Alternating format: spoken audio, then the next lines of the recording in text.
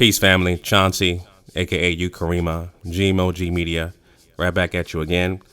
Just attended a powerful homeschooling community forum that took place recently.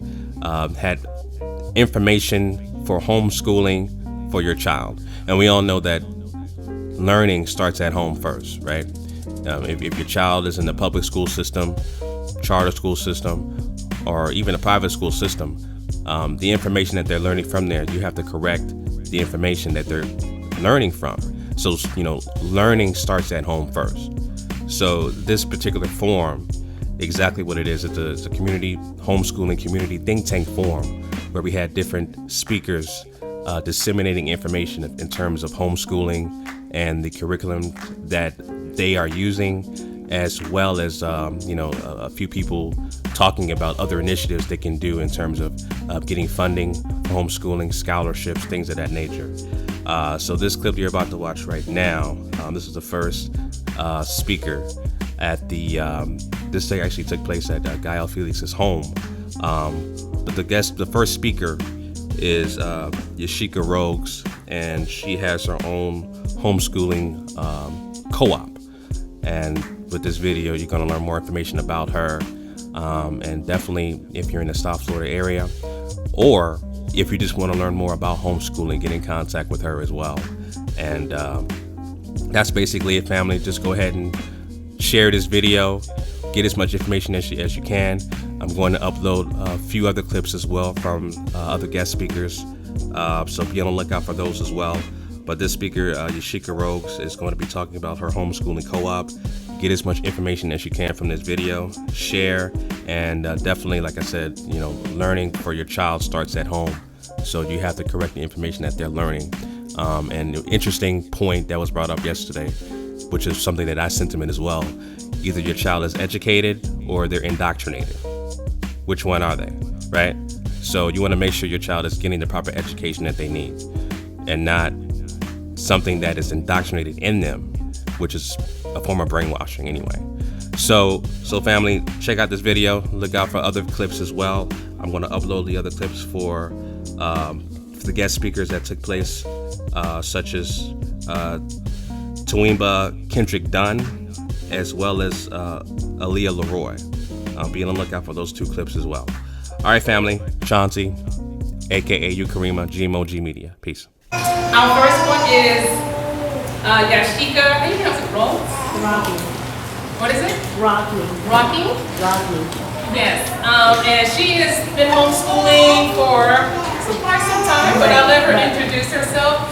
She's going to be talking a lot about homeschool co-oping. Okay. Good afternoon, everybody. Good afternoon. My name is Yashika Rocky, and my son went to a public school for a total of maybe a month. Within two different schools. And the reason we decided to homeschool is because we wanted to have a very strong cultural presence. We wanted him to continue to grow, and we wanted to nurture him. We wanted to spend time at home as a family. I wanted to ensure that the information that he was getting was correct. I did not want to at some point have to bring him back home and deprogram him and make him, give him the understanding of life from an African perspective. And also, I wanted him to be as close to his dad as possible, because his dad needs to be there throughout the whole time, as well as mom. So homeschooling right away seemed the fit after discovering that public school just was not going to work for us. Right. So that's my son Christopher, and he wants to be my technical assistant. So what is homeschooling? Homeschooling is best defined as a parent-led, family-funded, relationship-based education of a child at home. That is what homeschooling is. The U.S. Department of Education simply defines children taught at home as students whose parents report them as consistently schooled at home instead of a public or a private school.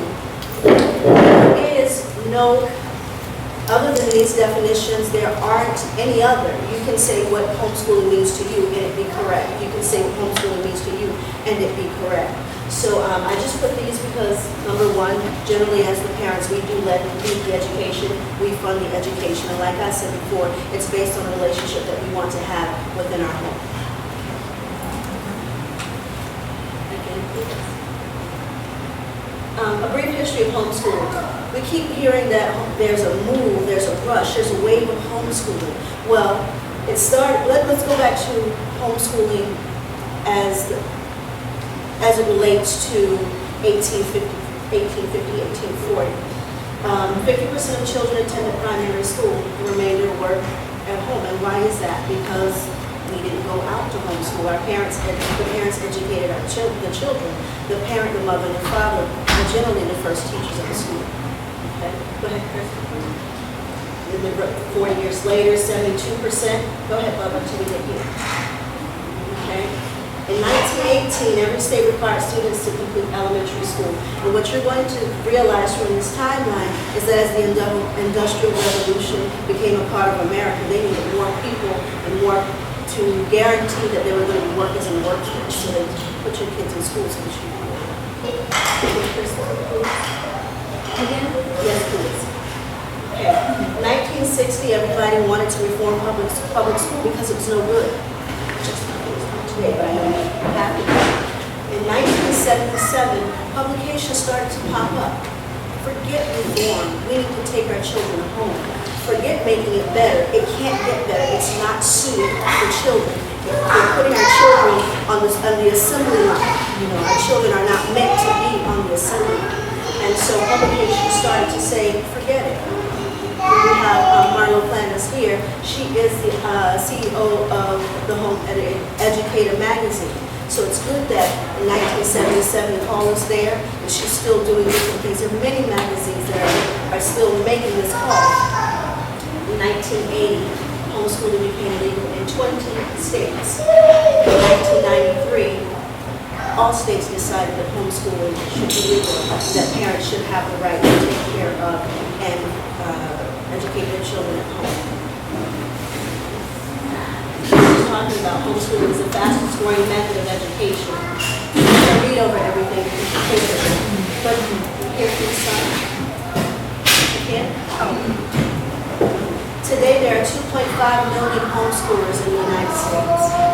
So as Gael said, it looks like there are a couple of us here, a couple of us there, and it makes it seem like we don't have a presence. But people are really crying out. Families really understand that the institution of education is not what we need. We need to get back to the basics and make our family the core of education. As families transition from former educational systems, co-ops and support groups serve as resources that assist in making that transformation seamless. If we can pull together resources, time, energy, and ideas, our students can be empowered, our children can be empowered. And why do we want to be empowered? Because they are the voices, the leaders of the nation that we dream of, that we envision. But they can't do that in a society that does not want them to flourish. It's not set for them to flourish. Why do families choose to homeschool? Okay. Empowerment, freedom, and security are the top 3 reasons that most people educate at home. So you can see there's a pie chart that was put together. I said, why do you homeschool? Is something wrong with it? You know, what, can't you function in school? I said, it's contrary to that. There's nothing wrong with him, and I don't want anything to start happening, so we're going to keep it out. Okay, please stop. Okay, there are 3 methods of homeschooling. There is the very, very liberal approach to homeschooling, which is unschooling. And unschooling means that you allow your child to just do what he or she wants to do at his timing. He'll work it out. It'll all come together. Right down the middle is eclectic, a mixed idea of homeschooling. And that means that you use a variety of resources, like all of those things that are on the table there. You take a little of this, a little of that. This isn't working for us. You toss that aside. And you make it work for the stage and the time that the children are now. Curriculum-led homeschooling is, you just want it in a box, give me my instructions, it's 1995, whatever it is, I can sit them down at 2 o'clock, I'm done. Those are your 3 methods of homeschooling. All 3 methods of homeschooling works. It just is a matter of what works for your family. What is it that you need? How does it work for you? Every environment is a learning environment. Okay? Whether it is a positive environment or a negative environment, children are sponges. They're going to pick up whatever it is at the home, the energy of the home is putting out. Again, we talk about the methodologies. This will just shows a little more in depth what we were talking about. How do you homeschool? How do you implement all of those methodologies? And students, unit studies. I particularly like unit studies because it's a matter of teaching one thing and tying it all together in one lesson. For example, if you say, I'm going to teach geography.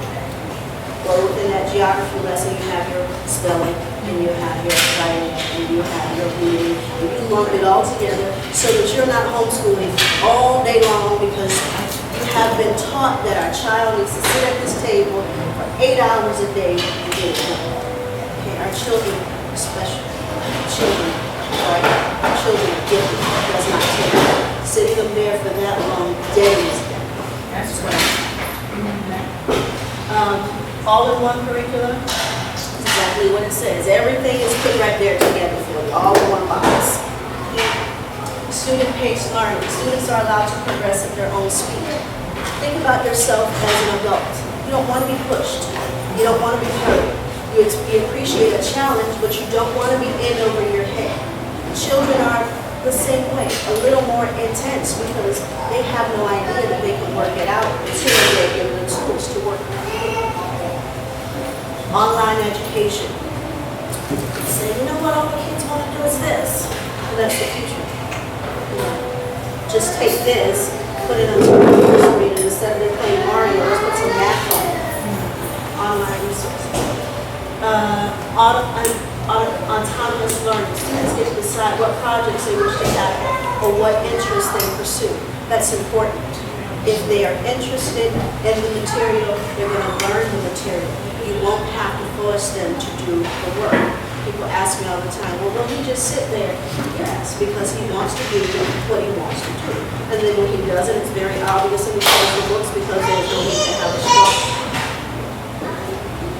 Unschooling, natural learning. Just like I said, oh, what are you learning today? I don't know. And the parents allow that, that's okay. And community resources. Using your museums, your science museums, your outsourcing your classes within other entities within your community to supplement your education or your career. There is no one way to homeschool. Every home is a co-op and each one of the above mentioned methods will be used. Learning is an organic living process, just as living is a learning process.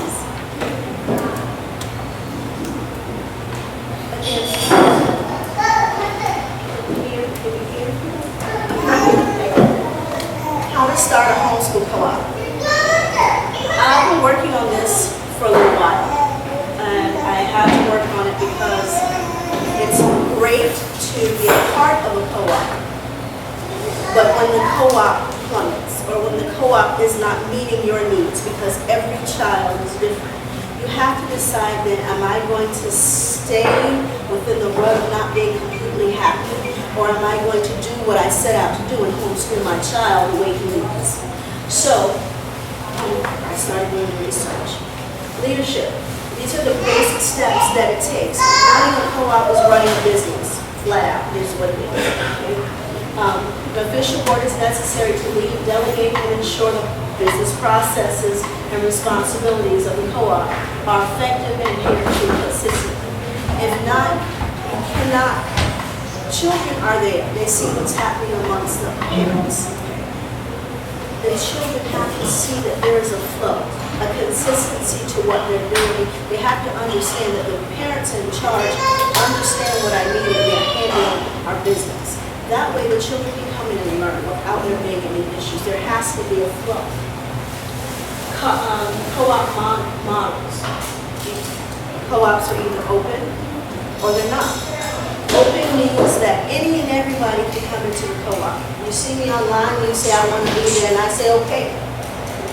A closed co-op is if you decide that I'm only going to have this set family group or this set number of people, these people are going to be my core people, those people that you tend to start and have a personal relationship with, that you can build friendships for your children.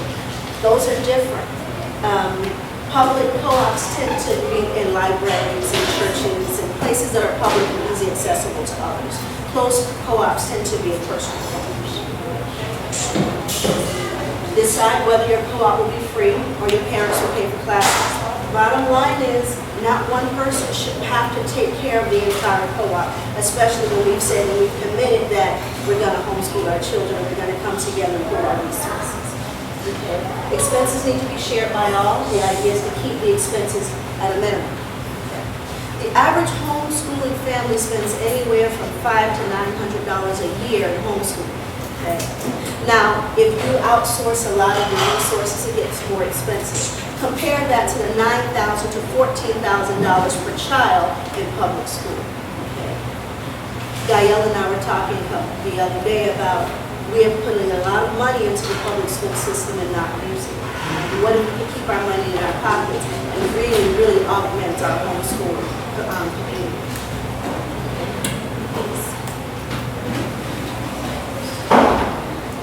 The homeschool co-op serves as a valuable alternative to public or private schools. I'll share another point with you. Over the summer, I've had a lot of children who go to school.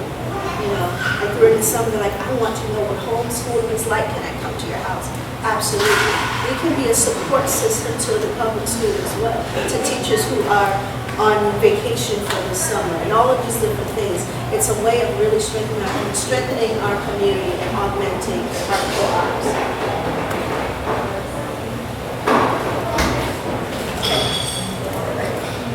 Legal entities and insurances. If you have a small co-op, then it may not be necessary to have insurance. If your co-op is filled with people that are personal to you and the child falls down, you don't have to worry about that parent suing you. But if you have a co-op that's larger and you don't have a personal relationship with the families that you are servicing, then that's something that you may have to take into consideration. So basically, tax returns may be necessary if you have a larger co-op as well. Determine your schedule. Schedule your child care classes to minimize the use of your facility. Follow the instructions made by the board, families, and community as it relates to your co-op structure and content to be learned. That's the basics. I mean, forming a co-op is quite simple when you put it here, but the work that it takes is a lot. So you must be ready to work. You are dealing with people, you're dealing with futures, you are dealing with fluctuations of family issues and problems, and this isn't working and that isn't working. There's going to be a time when you have to sit down and really sister to sister, brother to brother, sit down and say, are we doing the right thing? Are we not doing the right thing? Is this working? So your co-op becomes your extended family if it's personal. And if it's a larger co-op, then it's like money in the other business. You have to be able to deal with the people issues. And I love Maya Angelou, and this is one of my favorite quotes from her. If you get, you give. If you learn, you teach. The Life Conservatory Homeschooling Initiative strives to be a safe place for families to achieve academic excellence in a spiritually sound environment. This is my homeschooling initiative, and that is my mission. That is what I feel about homeschooling, and I wanted to share that with you. So that's that. It's my family, contact information, and that is that part. I missed it. I'm so sorry. How do you know? Oh, great. Greetings, everyone. So, do you have any questions? As far like how, you know how regular teachers have to get a certain certification in order to teach for homeschool, is that the same way? In the state of Florida, the parent does not have to be a certified instructor. For each state, they have a different set of rules. Okay? So I tell people that they can call me, email me. This is based on what I've researched here in Florida, but it's different state to state. But what about, like, say you instance a music teacher, say if I want to come in and teach the homeschool, is the same thing as no certification, no kind of paper you have to have? If you are contracted, say for example, you call me Sheikah, I am Al, I would ask you for your credentials. I would, Okay. because you're saying to me, I'm a teacher. And then I need to be able to prove to my parents or say to my parents, this lady is credible, you know, because I'm quite sure you will want a fee. Okay. Any other questions? Prior to the 1 month that your son is suspended school, what did you do with him at home? I guess to make you feel comfortable enough to pull him out to continue. I spend a lot of time with him. When my son was in second grade, he was reading, when he was in kindergarten, pre-kindergarten, he was reading on the second grade level. I poured into him all the time. Often I gave him resources that I knew he couldn't grasp at the age that he was, but he was familiar with. So when he went to this Montessori school, and the Montessori theory is that the children are allowed to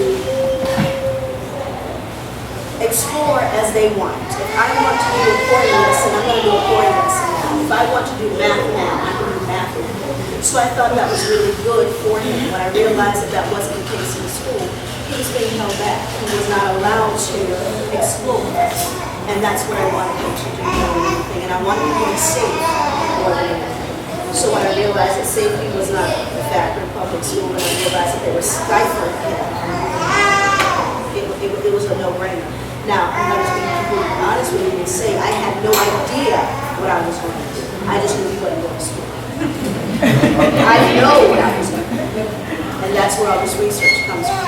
Because he says to me, Mom, I want to graduate by the time I'm 16. So he's in the back seat of the driver. I'm going to take him where he needs to go. So I have to stay abreast to the laws, what my rights are, because they can change.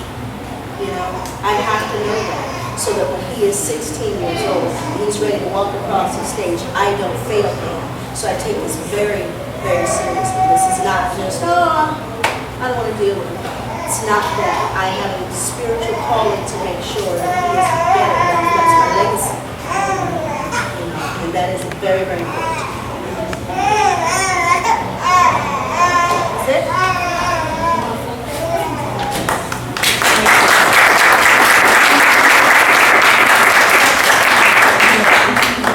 So as you can see, Sheikah is very experienced in this. And I don't know, how many of you guys are new to homeschooling or considering homeschooling? Yes, yeah. And how many are presently homeschooling? Okay, so you look around, you can see those who've been doing it. Talk to them. Yeah. Sorry to interrupt. A young lady has a question back here directly related to what you said. For Yashika? I think it's kind of short. Oh. Related to her. I'm just wondering, do you have a certain age limit when you stop homeschooling or when you go to high school? You can homeschool until they're ready to go to college. Okay, now we concerned for college. Is it hard for the child to get to college because they were homeschooled? No. Everything is not recommended. Actually, no. Actually, statistically now, they're saying colleges actually are performing more homeschool children to get accepted than children that go to traditional schools because they're usually much more prepared. They're usually academically a lot more sound and advanced. As opposed to a lot of the public schools, a lot of these children are not really college ready. They may be age ready, but they're not college ready academically. And sometimes they get accepted, but they're taking maybe a year or two of just remedial courses just to catch up to where they need to be. So instead of graduating in 2 or 4 years, they're graduating in 4 and 6 years. And with homeschool children, most parents are pretty stay abreast, as she was saying, as to what your child should be learning at that particular grade or age. And when you're homeschooling, you don't have to always say, well, my child is 5, it has to be kindergarten. Not necessarily. Your child could be more far advanced because you are dictating the child's schedule. So you know if your child is doing well in math, you don't need to hold them back. You keep going. So they could be functioning, like she said, 2 or 3 grades up higher. And maybe they're at a grade level for maybe English or language arts. So you know you may want to put more time into the language arts as opposed to math. They may be pretty much, self-studying and, go on independently. You really have to take the time to assess your child, know their learning style. That's very important because some are very visual, some are auditory, some are kinesthetic, and you have to cater to their learning style. Sometimes it's a little difficult in the public and private school to do that because they have about 20 children. So it's very hard to do that one-on-one. And they have maybe 20 to 40 minutes per class. Half the time it's just controlling the class. The other time it's like, okay, can we get a lesson in? To the text, So, as a homeschool parent, you have so many resources. Just interacting with other parents who are homeschooling. We share resources among each other, which I highly recommend that we do. This email serves as a great database. If you know a particular program that's catering to homeschooling, let's share it with each other. Not everybody want to do it, but at least that we know that these services are available. How you doing, guys? Come on in. You can sign in. I think the sign-in sheet somewhere. There it is. And there's some refreshments there in the bathroom. So it's really up to you. There's various syllables, there's various curriculum styles, Waldorf, there's Montessori, it's actually quite overwhelming the amount of resources are out there, as I'm sure homeschool moms can attest to. You can be spending $1,000, you got all these different resources, oh my God, you only use half of them. But you also know whatever curriculum that you do start with, you don't have to stick with it if it's not working for your child. Which is great. As in regular traditional schools, this is a curriculum. Whether the child is doing well with it or not, they're sticking with it. So you have a lot of flexibility. If you're new to it, I suggest you really connect with other homeschool parents. You can be part of a co-op. You can be part of the parents and what they're doing. There are various programs outside that are doing homeschool programs like IMAX. The Institute of Mathematics and Computer Science have a homeschool program for 3 hours, 1 day a week. There's many options out there. After we finish doing the presentation, we can talk more about that because I think there's other parents here who will be more than willing to share some of that information for you. Okay? So thank you very much, Shishika. You want something else you want to? You asked me to do differentiated Yes. instruction. Right. Okay. There are seats in the front. Yeah, if you guys can kind of sit, your seats up here, Tony in this corner.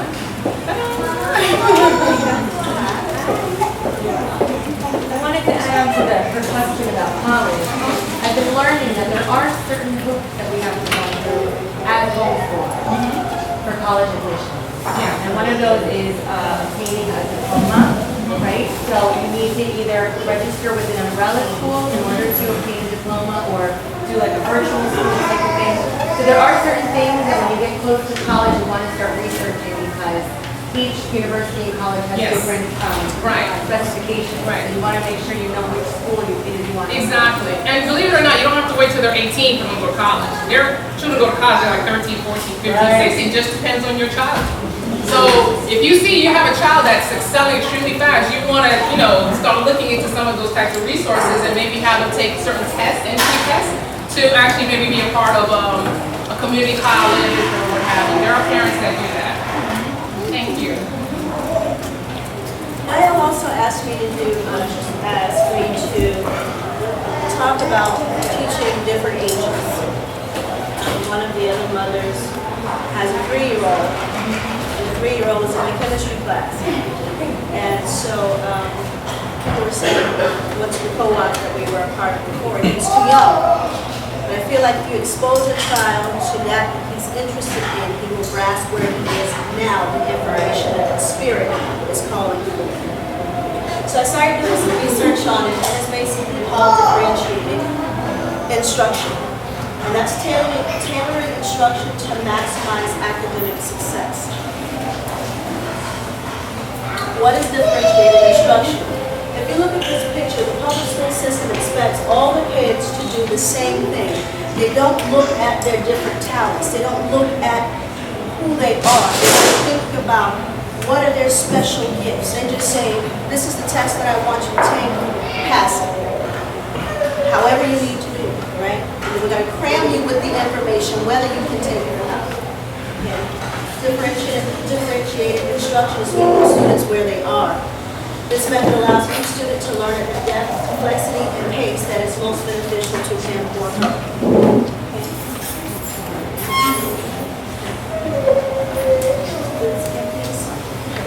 The philosophy of differentiation is that the different ways to take in, work with, and learn information, the amount of time to complete the work, depending on the child. We can't expect one child to do 5 math problems in 5 minutes and another child it takes 20 minutes. You have to accept and understand that. Okay? Different approaches due to language acquisition and cultural differences. The reason that children really of African descent don't do well is because the tests don't cater to them. Okay? They're not giving them real life questions. So how do they expect them to answer the questions if you don't have any idea what they're talking about in the first place? We can change that. We can cater our instruction to our children by homeschooling. Different levels of thinking, readiness, and ability. Like I said, the idea of public school is to put everybody in a box. You're 8 years old, you're 8 years old, you're 8 years old. All 8-year-olds should do this. Some 8-year-olds are here, some 8-year-olds are there. The majority are here. But what do you do with the other 2 groups? Okay? This method allows you to put everybody together, take them out of the box and say, hey buddy, what you need? Talk to me.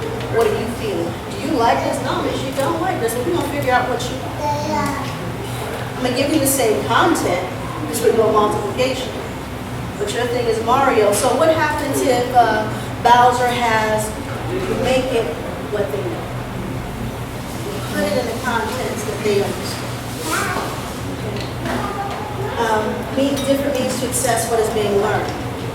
If I say children, I have boys, a lot of boys. And boys are just different than girls, and that's something you have to know also.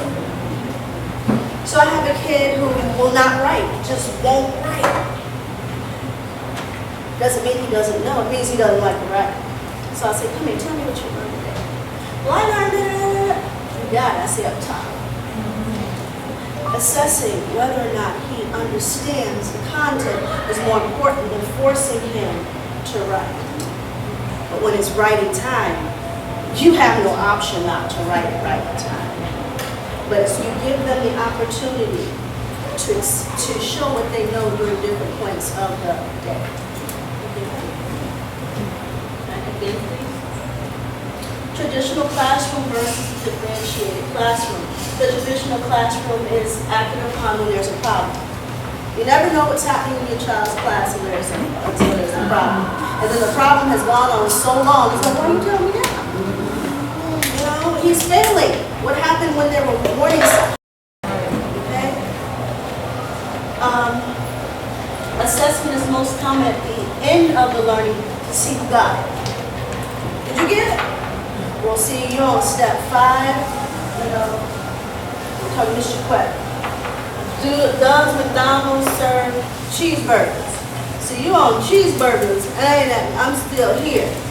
I didn't get it at this point, so how do you expect me to do well at the end?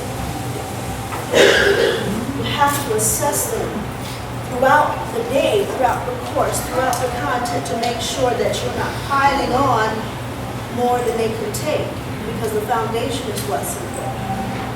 Okay? Relatively narrow sense of intelligence to it. They don't have time to be creative. Right. Coverage of curriculum drives the instruction. It's in a box. We've spent thousands of dollars for this curriculum. You don't care if it's not important to you. This is what the state says we need you to learn. Okay. Whole class instruction dominates. Same medium we're talking about. You got 30 kids in the classroom, 17 of them, no problem. You got some up here, you got some up there, but they teach mostly to this group here. Whole class dominates what happens. A single text prevails. One idea. They don't differentiate. What is different about this is everything else, what we've been talking about the entire time. Okay? The differences are studied as a basis for planning. Week to week, I ask the kids, they don't realize that's what I'm doing. Did you like this? Yeah, I like this. What was your favorite? I asked them, what's your favorite part? I like that. Okay, I need to teach more of what they like. And find a way to reintroduce what they didn't get and what they didn't like. Because the option is not to get it. You have to get it. But I have to be able to reach you in a different method, in a different way. Again, assessment is ongoing. Focuses on multiple forms of intelligence. We just think that if you can speak well and you can write well, you're smart. But there are multiple intelligence. There's your body intelligence, right? There's your mental, we'll go to that in a minute. Student readiness, we talked about that. Many instructional arrangements are used. I use lots of manipulatives. We could be doing one lesson. I have an abacus for some during math, I have cards for some, I have marbles. You need to count marbles, okay, you can count the marbles, you have your abacus. You want your finger in, however you need to do a tap that goes for a tap, I don't care. Whatever you need to do. Okay, next one. The mission statement is to help children achieve academic excellence in a spiritually sound environment and to empower you to reach their optimum human potential by encouraging the use and the development of their multiple intelligences. But before you do that, you gotta connect to them spiritually. You gotta let them know that you care about them. If you're having a bad day, me too. I want to cry too, let's go. And like I said, I have a lot of boys, so the communication is different. Little girls want you to sit on the child, twist my hair. Little boy, look, I'm having a bad day. Can you deal with that? You have to be able to deal with that without breaking your spirits. Okay. Providing differentiated instruction is a thoughtful process, and that's what I was just explaining. You have to be able to understand that your job and your responsibility is often just to guide them through whatever they're entangled with so that they understand what the content is. Okay. Examine the philosophy about individual student needs. Start small. You know, when you start your co-op, start small. It's hard to learn all of you right now, right? Grow slowly. You don't want to be stagnant. Envision how an activity will look. When I'm planning an activity, that's what I do. I look at it from the mind of I'm teaching. I can think this is going to be awesome. I'm 40 years old, he's 8. There's going to be a huge difference of what he thinks is awesome and what I think is awesome. I'll give you a story. The boys like to talk about farts. Drives me crazy. You've got 8 boys playing a fart. What is what boys do? Can't change it, it's just what they do. So I changed the lesson. Y'all want to do farts? We're going to learn about methane gas. So now, I passed the methane gas. You have to reach them where they are. Talk with students early and often. You're not getting it right. You got it great. Continue to empower students and continue to be active. Basically teaching multiple ages. Kamali Academy put me onto this really great book. It's easy, The Art of Babysitting. Okay, so I have little kids, I have some bigger kids. And it's not babysitting like we think of, okay, y'all go and take the kids and I'm gonna go read and coffee. That's not the case. It's allowing them to be responsible for feeling the pride of having the capacity to take a 3-year-old and say, come back. And this lesson, what happened in this lesson is that we found some eggs in the yard. We had no idea what the eggs were. We were just going to science. That's another thing about homeschooling. Anything can turn into a lesson.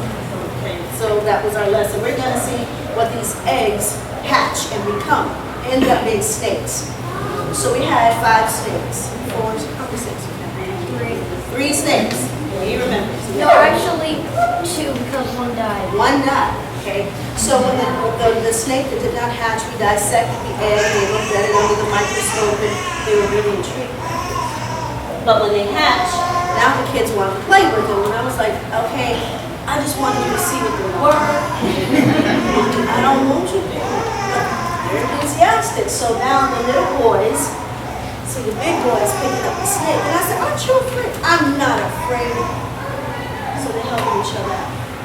And that was a proud moment for me. So that is how you're able to have younger kids and older kids together and teach the lesson. There's a PhD answer, a kindergarten answer to everything. So if I'm talking to you and I'm talking to him, my voice changes, talk to them here. With you it might be something different. You just have to know how to reach them. Okay. Another thing is hands-on activities. Kids don't want to, especially little kids, don't want to sit down and just write all day. They have energy. They want to bounce it off the walls. Hands-on activities help with that. And then the older kids get to do the hands-on activities and then do the writing. Collaboration between age groups fosters compassion. Young children don't know that they cannot do unless they're told they can't. They'll try anything. Okay? And like I said, it's just a matter of how you explain your content. Okay? This is an idea around the multiple intelligence. You know, you're self-smart, you're people-smart, you're music-smart, you're picture-smart, your body-smart, your number-smart, your word-smart, your nature-smart. If a person can't read or write, we say, oh, we don't have enough up here. But we need to start fostering our musicians and our dancers and our actors and you understand, those people that may not be able to be on the front street, but they are so full of creative nature. And each of us has a divine purpose. Not all of us are intended to be doctors. Not all of us are intended to be lawyers. We have a responsibility to educate the type of children or child we are gifted with, not the type of children that we used to have. I used to be, children, so back in the day, all that. We're not back in the day. You know, we're going towards the future also. Used to have, or the type of child you wish you had. I wish I had a child that would just sit down and write. Well, you don't have that type of child, and wishing ain't gonna make him write anything. Okay. These children are born from. Okay, we can go ahead. These are the boys. These are the boys. Okay. These are the boys. Differentiation is a response to beliefs about teaching and learning. We probably underestimate the capacity of every child. Students should be at the center of the learning process. All learners require, it's again. Oh, sorry. Again. Okay. All learners require meaningful, powerful, and engaging schoolwork to develop their individual capacities so they can become fulfilled and productive members of society. Again, please. A major emphasis in learning development is competition against oneself and not the people in the room. I sit them on separate sides of the room, and I always tell them, although we're sitting on separate sides of the room, team A, team B, it's just because it's an even number and it works that way, but we're still on the same team. Okay? Doesn't matter if this group gets the answer, it's not the answer, it's the collaboration that's important. And this process just allows us to rethink the way we think about teaching and the power of learning. Okay. These are the resources. I can email them to any of you. And thanks to all the families that were on my pictures. And that's my information.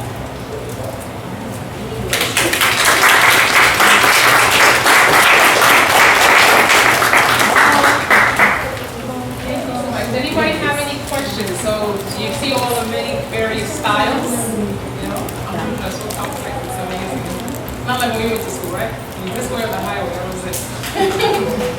So, Is it a question for Yashika or? no, either or, both.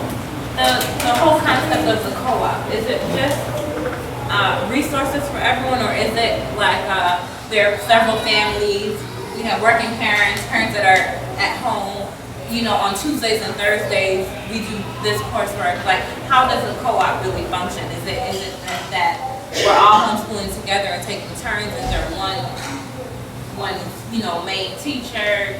How does it work? Within my co-op, it's both.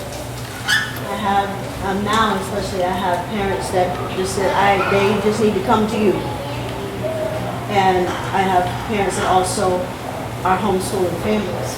So your co-op, the co-op is set up, is based on those involved. You set up that parameter so that it's comfortable for you and your family. And that's how it works. So whoever's part of the group, like you said, you kind of set up the foundation. But typically, most parents usually have some type of involvement. Usually, sometimes it's maybe 2 hours a week. It just depends, because some parents want to be heavily involved, so they may do a lot more than other parents who are not feeling comfortable teaching these certain subjects and they're not comfortable with. Okay? All right. Thank you so much, Tashika. Any other final questions in regards to this homeschool co-op? Yes. Okay, so I know your co-op is in Broward, in Miami. Yes. I really want to find or put together one in Broward. I guess, is there anyone interested in doing that? Because this is my 2nd year homeschooling. I'm going to be going on 3rd year. I have a boy. Well, I have 2 boys, 9 and 4. And we really need that togetherness of the community in order to continue our homeschooling adventure. So, yeah, if anybody's interested in Broward starting one, you know, I would love to speak with them. So like, once we're done with all the presenters and stuff, I mean, it's a topic of discussion because some parents, because of work schedules, I think Camille, you work also and you homeschool, it can be challenging. So a co-op situation based on your demographic, where you're living at, is key. So, you know, as parents, we can kind of like talk and mingle. After the presenters, I really want to encourage that those who are homeschooling to please share. And those who are new to homeschooling, please ask a lot of questions, because this is the time. Because once you go home, unless you don't know. Even though I may send out emails, but you know, while we have someone like who's actually doing something like this, and someone who's interested in Broward to doing co-op, I mean, she's a great resource because she's kind of almost been there and done that. Okay? All right. Yes. I came in during the presentation. Hi, my name is Rocky. Homeschool mom for 2 years. We took a little time off this January. I gave him an opportunity to go into a regular school. He went to charter school. And I was mortified. It was horrible. So needless to say, I'm right back in homeschooling. I only did it because he's like in their tween. He's getting ready to turn 13. He plays sports and he wanted to be around more. It's his age, because as me homeschooling, it's just me and him taking him around as an individual. My question is, what is the age range? Because I see your little man and about his range. What's the age range for you? My son's very gifted, so I don't want to put him with a bunch of nonsense. I want him to go. That mom from Miramar, whose son graduated at 17, you know what I'm talking about, right? Absolutely. I'm hunting her down. I'm hunting her down. When you get her, let me know. Yeah, I found somebody who knows her. They work at Jackson Memorial. Okay. So I'm hunting her down. Okay. But that's the path. But, you know, what's the age range and how long have you been doing it? Because like I said, I apologize. It did come in when you were doing it. We have been homeschooling for 5 years. We started when he's 9. Okay. Can you speak up a little bit? Sorry. Yes. The question was what's the age range of the kids in my group, and how long have I been doing? He started school at 5, okay, so he's 9, 4 years. And there are different times when I have older kids in the group, but it's not consistent. I do a science class, and like I said, science is a unit study that you can do, a study that you can do with all age groups at one time. So I do not consistently have older kids because I tailor what I do to where I am with my son. So you do that maybe like your group, you're teaching science, and then there are other moms that are teaching other subjects, or? Within my group, right now, I'm in a transitional period. Okay, let me say that. For the fall, I plan to have 4 families come to me all week long. So I'm working my syllabus, I'm working my calendar, my schedule. I am in that was my planning, now I'm in the go process of what I'm doing. Before I was doing 2 days a week, math and science. And that gave me the ins and outs of what not to do. Okay, so I am working through it. Well, we always are. We are, and that's what always you are. learn about homeschooling. It is always Yeah. working through it. Yeah. You know? And that's the good thing, because that means you won't ever get redundant, because you have to keep changing. Well, when you have homeschooling kids like our or mine, it doesn't happen because they'll say, I don't want to do this anymore. You know, I need more. Now, you're gonna have them 4 days a week. What's the hours that you guys have decided on for you? So it doesn't become you. From 9 to 2. From 9 to 2. And then I also outsource. For example, in 2011, I went to the Science Museum and I talked to the Department of Education within the Science Museum. And I said, listen, the homeschool community is growing. We need your resources. How do we know that what we're teaching is up to par? Because one day there's a moon, there are 9 planets, and then there are 9. We need to know what we're doing. Okay? And so they said, okay, let's talk about it. Let's have dialogue. And it took us about 6 months or so. And so now we have classes within the Science Museum. Okay? And I encourage all of you who plan to homeschool, let them go there. They're in the atmosphere of science, you know, and the teachers are passionate, you know, and they have it's 2 hours of just, and those children, we have 16-year-olds that come. I definitely want to go. You know, they were dissecting eyeballs and just amazing, amazing stuff. Yeah. And do they give you a rate for homeschooling parents? And A what? a certain rate, or? It's set up if you're a member of the museum or not. Okay. But it's really, really, I was like, you know, the average homeschooler only spends $500 a year, so you need to work within that budget. Yeah. So we generally get classes within the range from $55 for 6 weeks of classes. Okay. That's awesome. Yeah. It's awesome. Yeah. And it's not watered down science. You know, it's science that makes them think. They take it home and it's like, I want to do more. So now, could we even in Broward, could we grandfather in with you guys? absolutely, absolutely. I encourage that because I feel like I have to be the marching band for it because I asked for it. So like, you know, thanks for sharing that because sometimes we don't know that, you know, yeah, we can go to the Science Museum and ask, go to the planetarium. A lot of times if you go to certain organizations, museums and libraries, if you tell them you got a group of children, a lot of times they're very enthused because during the day they don't even have children around until after school. So a lot of times they're more than happy to come and work with your children. So you just, you know, just a lot of like organizing, you know, like you did. Sometimes there's a waiting period, but it can be done. Thank you.